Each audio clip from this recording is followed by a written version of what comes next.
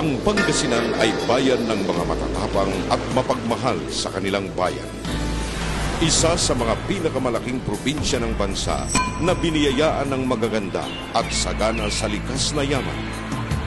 Naging sentro din ang Pangasinan ng kalakalan noong panahon ng Kastila. Dahil dito, ginawa ang pinakaunang daanan ng tren at isa sa mga iilang daungan ng galleon trade. Alamin natin ang ilan sa mga makulay at ginintuang bahagi ng kasaysayan ng Pangasinan. Noong sinaunang panahon, mga relikya at pagpipintura sa kuweba ay natagpuan sa bayan ng Suan. Ang mga Malayo Polynesians ay dumating sa Pangasinan sakay ng bangka. Itinuro nila ang kanilang kagalingan sa paggawa ng asin sa mga katutubo ng lalawigan. Natuklasan ni Juan de Salcedo ang Pangasinan habang binabaybay niya ang Northern Luzon sa utos ng kanyang ama na Gobernador General ng Pilipinas na ayusin ang kapayapaan sa parteng ito ng bansa. Tuluyan ng sinakop ng Espanya ang Pangasinan bilang isang encomienda. Ang rebeldeng Tsino na si Limahong na matagal nang tinutugis ng mga Espanyol ay napadpad sa Pangasinan. Nagtayo siya ng kanyang kaharian sa bayan ng Lingayen. Pagkatapos ng mahaba at madugong bakbakan, napaligiran ng puwersa ni Limahong. Tingid sa kaalaman ng mga Kastila, gumawa pala ng isang lagusan ng tubig papuntang China Sea si Limahong at doon siya tumakas. Maraming Tsino na kasama ni Limahong ang naiwan sa Pangasinan at dito na sila naguyod ng kanilang pamilya.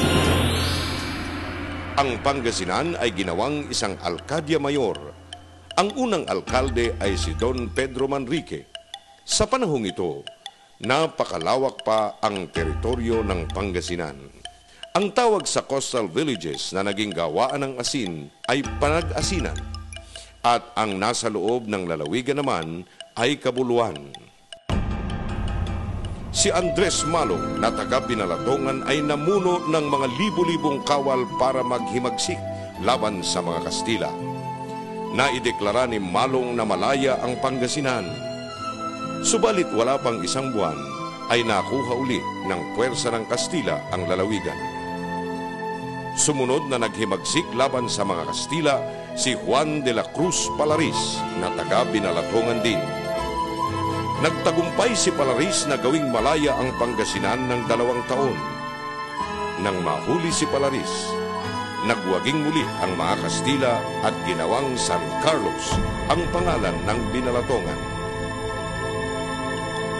Itinayo ang Casa Real sa Lingayen bilang opisina ng Alkalde Mayor.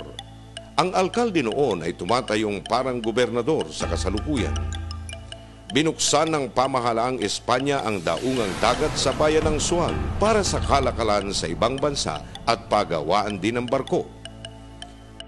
Sinamahan ng Spanish governor na si Primo de Rivera si General Emilio Aguinaldo para sumakay sa tren papuntang Dagupan at ipasakay sa barko sa Sual upang ipatapon si Aguinaldo sa Hong Kong. Dahil matagumpay sa pakikipaglaban ang mga lokal na katipuneros na binuo ni General Francisco Macabulos, muling nakamit ng Pangasinan ang kalayaan. Sa pamumuno ni Don Daniel Maramba ng Santa Barbara, Vicente del Prado ng San Jacinto, Juan Quesada at Eliseo Arzadon ng Dagupan ay tinalo nila ang huling puwersa ng mga Kastila sa isang makasaysayang digmaan sa lungsod ng Dagupan.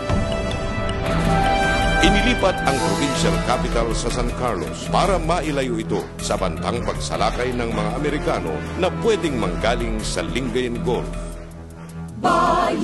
Isinulat ni Jose Palma ang isang tula na naging liriko ng ating pambansang awit sa bayan ng Bautista. Noon ay isa pa lamang baryo ng bayan ng Bayambang.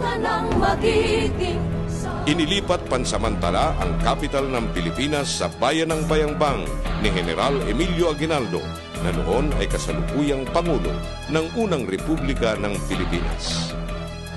Dito pinag-usapan ng kanyang Council of Government na buwagin na ang hukbo ng Pilipinas at gawing girilya ang pakikipagdigmaan laban sa puwersa ng mga Amerikano. Itinanghal na unang gobernador ng Pangasinan si Don Perfecto Sison at ibinalik sa Lingayen ang karangalan bilang sentro ng lalawigan dahil sa bayan na ito nakatayo ang Casa Real, ang dating kapitolyo ng Pangasinan.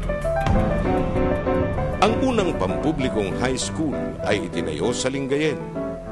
Si Gobernador Daniel Maramba na nagpagawa ng bagong kapitolyo ng lalawigan ay siya ring nanguna sa pagpapasinaya ng nasabing gusali. Naging madugo ang labanan sa Pangasinan noong World War II.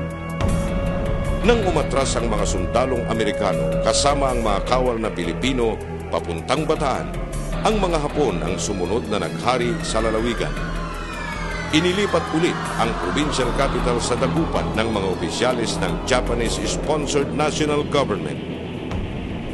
Dumating ang mga Allied forces sa Pangasinan at tinulungan ang mga veteranong Pangasinense para palayain ang Luzon sa kamay ng mga Hapon. Unang dumaong si General Douglas MacArthur sa Lingayen. People of the Philippines, I have returned. Pagkatapos ay bumalik siya at dumaong din sa Dagupan. Ang provincial capital ay naibalik sa Lingayen. Itinayo ang governor's official residence at guest house na tinawag na Princess Urduja Palace. Si Princess Urduja ay isang legendary Amazon princess noong 14th century. Isang Pangasinense, si Fidel Valdez Ramos ay naging presidente ng Pilipinas. Itinayo ni Pangulong Ramos sa Pangasinan ang dalawang malalaking power plants sa Pilipinas. Nagsimula ng magbigay ng kuryente ang San Roque Multipurpose Project, ang pinakamalaking hydroelectric power plant sa Southeast Asia, at ang Sual Power Plant, ang pinakamalaki namang coal-fired power plant sa bansa. Nagsimula ang masigabong pagbabago sa lalawigan ng Pangasinan noong pagpasok ng liderato ni Governor Amado T. Espino Jr. Gumanda ang buhay ng mga naninirahan sa Pangasinan. Pagkatapos ng isang mahaba at seryosong pananaliksik ng isang grupo na binuo ni Governor Amado T. Espino Jr. na pag-alaman ang kapanganakan ng probinsya. Ito ay Abril 5, 1580.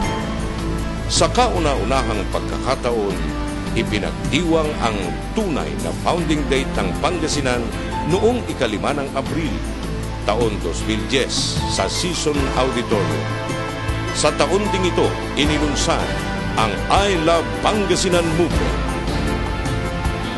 Ang pagkakaisa at mga ginintuang sibulain ng mga bayani at taong bayan ng Pangasinan ay pinagpapatuloy ng liderato ngayon para may sakatuparan ng mithiin.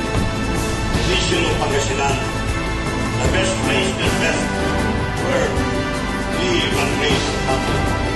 The mission